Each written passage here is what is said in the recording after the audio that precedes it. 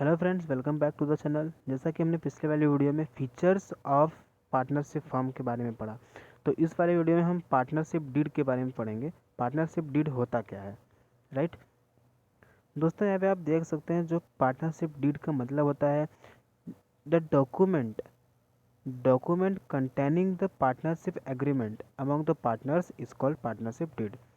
मतलब जो ऐसा एग्रीमेंट जहाँ पर पार्टनर्स का जो उनका जो डॉक्यूमेंट होता है, जहाँ पर वो अपने डॉक्यूमेंट्स को जमा करते हैं, उसे हम कहते हैं पार्टनरशिप डीड। या फिर आप कह सकते हैं एक तरह का एग्जिस्टेंस लेटर, जहाँ पर पार्टनर बनकर आप काम करते हो, उसे हम कहते हैं पार्टनरशिप डीड। इट कंटेन्स, अब देखते हैं कि पार्टनरशिप में क्या क्या होता है। It contains the terms and conditions which are agreed upon by all the partners. मतलब इसमें ये होता है कि सारी कंडीशंस इसमें होती हैं जो पार्टनर्स को माननी होती हैं अपने बिजनेस में पार्टनरशिप बनने के लिए। एन एग्रीमेंट में बी रिटन और ओरल। अब वो एग्रीमेंट ओरल भी हो सकता है और रिटन भी हो सकता है, या तो लेटर के तौर पे हो सकता है या फिर आप वहाँ पर ओरल यानी मौखिक के तौर पर दे सकते हैं। बट ज़्यादातर जो इंडस्ट्रीज़ हैं वो रिटन डॉक्यूमेंट ही अलाउ करती हैं या फिर रेफ़र करती हैं, क्योंकि आज के समय में ज़्यादातर देखा जाए तो प्रूफ के तौर पर जो भी इंडस्ट्री होगी, अब मान लीजिए कहीं पे डिस्प्यूट्स या फिर थोड़ा सा कोर्ट कचहरी वाली बात आ गई, तो वहाँ पर आपको रिटन डॉक्यूमेंट शो करनी पड़ेगी। मान लीजिए प्रोडक्शन में कहीं पे घोटाला हो गया और एक पार्टनर है जो कहता है कि मैंने घोटाला नहीं किया है, और दूसरा पार्टनर कहता है कि मैंने घोटाला किया, इसने घोटाला किया है। तो वहाँ पर आप यानी कि जो सामने वाला जो बंदा है वो दिखा सकता है कोर्ट में कि मैंने ऐसी कोई भी गलती नहीं की है या फिर मैंने ऐसा कोई भी इलीगल काम वर्क नहीं किया है। ओके, तो इसे कहते हैं हम deed. But when it's written it is called deed. जब हम लिखते हैं यानी कि जब हम रिटन डॉक्यूमेंट जब जमा करते हैं तो वहाँ पर आपको सिर्फ और सिर्फ डीड के नाम से जाना जाता है। मतलब जो आप डॉक्यूमेंट दोगे रिटर्न में उसे कहते हैं डीड, याद रखिएगा। अब partnership act doesn't make it compulsory to have a written agreement. Partnership act वैसे तो ज़्यादा कंपलसरी है नहीं कि आप रिटन एग्रीमेंट ही बनाओ, लेकिन in case of any disputes any against in the partner, जैसा कि मैंने बताया कि ज़रूरी वैसे तो है नहीं, बट मान लीजिए अगर आपको किसी भी झगड़ा हो गया पार्टनर्स के बीच, तो ये बहुत ही ज़रूरी होता है, क्योंकि आप इसे एविडेंस के तौर पर जहाँ पर आप साइन किए होते हैं या फिर रिस्पेक्टिव जो जितने भी पार्टनर्स साइन किए होते हैं वहाँ पर उनके एविडेंस होते हैं कि हमने भी साइन किया है, हमने ऐसा काम नहीं किया है।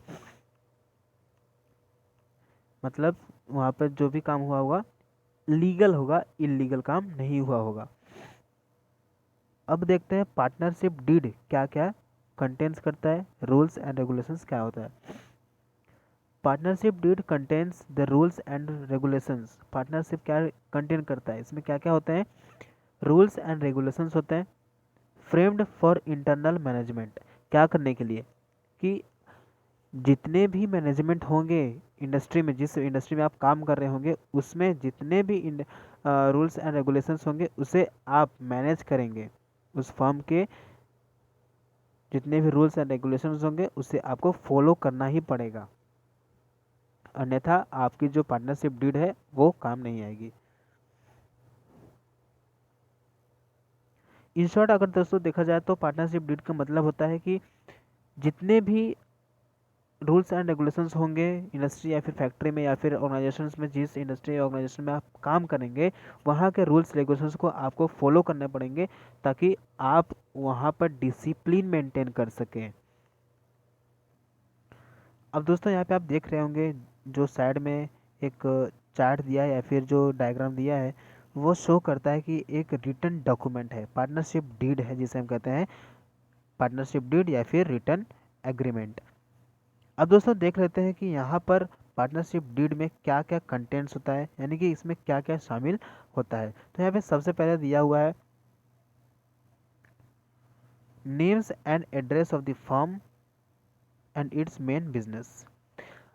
किस एम से, किस उद्देश्य से बिजनेस स्टार्ट हुआ है, उसका नाम और उसका पता, किसका, बिजनेस का।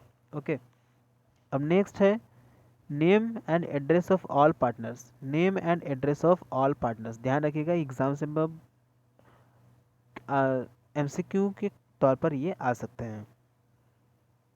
नेक्स्ट है sorry address and name of partners. Next one and duration of partnership, कितने साल तक आप उस काम में, उस इंडस्ट्री में काम करेंगे, उसका भी डिटेल इस एग्रीमेंट में दिया रहता है।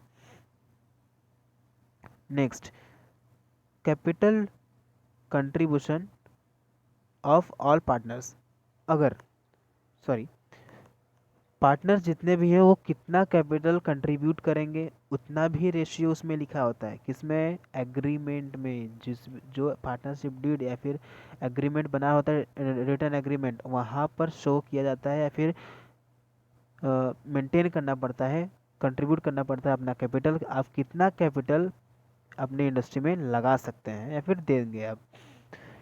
Ratio in which profits and losses are to be shared, अब किस रेशियो में आपको प्रॉफिट और किस रेशियो में आपको लॉस सहना पड़ेगा, ये भी उस एग्रीमेंट में लिखा होता है।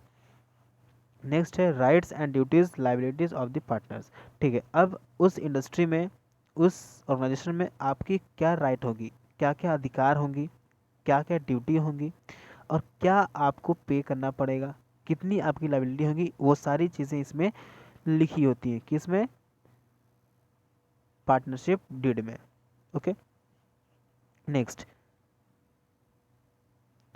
Provisions related to admission, retirement, death etcetera of a partner. ठीक है, अगर आपको रिटायरमेंट चाहिए या फिर आप एडमिशन करना चाहते हैं किसी का, किसी भी पार्टनर का, तो वहाँ पर आपको मेंशन करना पड़ेगा। अगर मान लीजिए किसी का डेथ हो जाता है तो उस समय, मतलब उस समय अगर किसी का डेथ हो जाता है तो इंडस्ट्री वाले यानी कि जितने भी पार्टनर्स रहेंगे वो मीटिंग बिठाएंगे कि हमें जो जिसका जिसका डेथ हुआ है उसका जो शेयर है, जिसका जो कैपिटल है, वो हमें क्या, उसका हम क्या करें, मतलब या तो हम इक्वली शेयर कर लें आपस में या फिर उसे कैपिटल के तौर पे अपने बिजनेस में रख लें।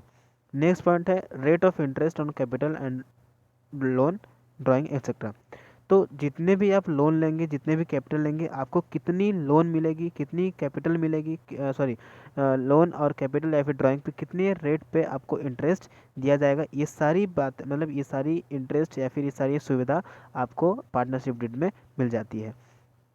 नेक्स्ट है salary, commission etcetera if payable to any partners, मतलब आपको कितना सैलरी या फिर कितना कमीशन आपको मिलेगा या फिर आपको पे करना पड़ेगा किसी भी पार्टनर्स को। नेक्स्ट वाला है settlement of accounts on dissolution of firm, मतलब अगर किसी भी कारण बिजनेस का लाइबिलिटी ज़्यादा हो जाता है तो आप के बिजनेस का, यानी कि आपके जो पूरे ऑर्गेनाइजेशन और ऑर्गेनाइजेशन है उसका अकाउंट का सेटलमेंट कैसे किया जाएगा, यानी वो जो पार्टनरशिप डीड का जो अकाउंट बना रहेगा उसका हम सेटलमेंट कैसे करेंगे। सेटलमेंट मतलब कि उसका जो कैपिटल होगा या फिर शेयर होगा वो किस अवस्था में, किस उसका किस सॉरी उसका किस चीज़ में यूज़ होगा, ये सारी डिटेल्स उसमें लिखी होती हैं। नेक्स्ट है method of settlement of disputes among the partners. ठीक है, अगर किसी पार्टनर्स में डिस्प्यूट हो जाता है तो वहाँ पे आप सेटलमेंट कैसे करेंगे वो डिटेल वहाँ पे भी दिया जाता है। Any other matter relating to the conduct of business, अगर कोई भी बिजनेस में अगर ऐसा कोई मैटर हो जाता है जहाँ पर इलीगल साबित होता है तो वहाँ पर भी इसका सॉल्यूशन इस एग्रीमेंट में दिया होता है। तो दोस्तों आशा करता हूँ ये आपको एग्रीमेंट के कंटेंट्स और जो फैसिलिटीज़ हैं और डेफिनेशंस हैं इसको आपको समझ में आया होगा। एक बार आप रीड कर लीजिएगा ताकि आपको एक बार फिर से अपने आपसे समझ में आ जाए।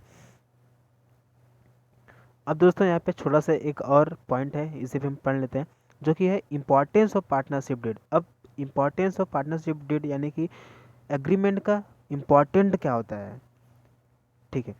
Partnership deed is a very important document because it is written document agreement which contains all terms and conditions of partnership business. Yes, आपको समझ आ गया। चलिए फिर से एक बार देख लेते हैं। Partnership deed is very important, क्यों? क्योंकि ये बहुत ही इंपॉर्टेंट होता है। इसमें रिटन एग्रीमेंट होता है जिसमें terms and conditions partnership business का लिखा होता है, जो कि हर एक पार्टनर्स को फॉलो करने पड़ते हैं। It forms the basis mutual relationship among the partner, जिसकी वजह से, जिसके टर्म्स एंड कंडीशंस के अकॉर्डिंगली यहाँ पर यानी इस एग्रीमेंट में म्यूचुअल रिलेशनशिप कैसे बनाए रखना है पार्टनर्स के बीच में, ये भी मेंटेन रहता है। Moreover partner deed related regulates the rights. ज़्यादा से ज़्यादा पार्टनरशिप डीड में राइट्स के तौर पर, राइट्स के बारे में दिया जाता है, ड्यूटीज़ को, उन्हें क्या क्या ड्यूटीज़ करनी है, लाइबिलिटीज़ उनकी क्या होंगी, और फर्म के बारे में, उस ऑर्गेनाइजेशन के बारे में क्या डिटेल्स हैं, वो सारी बातें, वो सारी जानकारी इस एग्रीमेंट में दी जाती है। इसलिए importance of partnership deed is very important, यानी कि पार्टनरशिप जो, जिसकी वजह से हम पार्टनरशिप बनाते हैं, क्योंकि यहाँ पर हर एक टर्म्स एंड पॉलिसीज़ दी रहती हैं जिसके अकॉर्डिंगली हर एक पार्टनर को चलना पड़ता है। So by having partnership deed partners disputes if any future में बी अवॉइडेड। तो अगर आप एग्रीमेंट या फिर पार्टनरशिप डीड बनाए हैं तो आपको फ्यूचर में बहुत ही काम आएगी, अगर कोई डिस्प्यूट्स, अगर कोई झगड़ा या फिर अगर कोई दिक्कत, ऑब्स्टेकल्स, अड़चन आ जाती है तो। अब दोस्तों यहाँ पर नेक्स्ट क्या है, ये hence it is always a favour, मतलब ये हर एक तौर पे, मतलब हर हमेशा हमेशा देखा जाए तो ये एक फेवर है, यानी कि एक पॉजिटिव पॉइंट है जो कि हर एक बिजनेसमैन को या फिर बिजनेस का या फिर ऑर्गेनाइजेशन को अडॉप्ट करना चाहिए। To have a written agreement, क्या होना चाहिए उसके पास? रिटर्न एग्रीमेंट होना चाहिए, दैट इज़ पार्टनरशिप डीड, जो कि हम कहते हैं पार्टनरशिप डीड। दोस्तों ये आपको पूछ सकता है एग्जाम में कि पार्टनरशिप डीड होता क्या है या फिर पार्टनरशिप डीड को और क्या कहते हैं, तो आप यहाँ पे लिख सकते हैं कि पार्टनरशिप या फिर एग्रीमेंट को हम पार्टनरशिप डीड भी कहते हैं।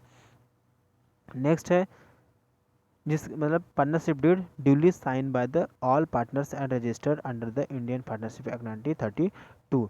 मतलब कि 1932 के पार्टनरशिप एक्ट 1932 के तहत यहाँ पर हर एक पार्टनर्स का साइन कंपलसरी ही होता है अगर बिजनेसमैन या फिर ऑर्गेनाइजेशन रिटर्न एग्रीमेंट अडॉप्ट करता है तो दोस्तों आज के लिए इतना ही। आशा करता हूँ आपको समझ में आया होगा।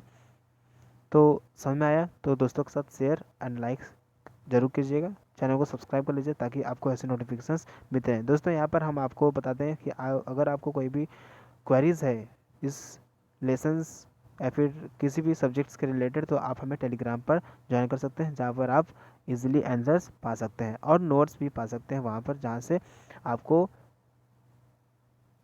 सिलेबस में पढ़ने से थोड़ी सिंप्लिसिटी या फिर सिंप्लीफिकेशन मिल सकती है। तो दोस्तों मिलते हैं अगली वीडियो में।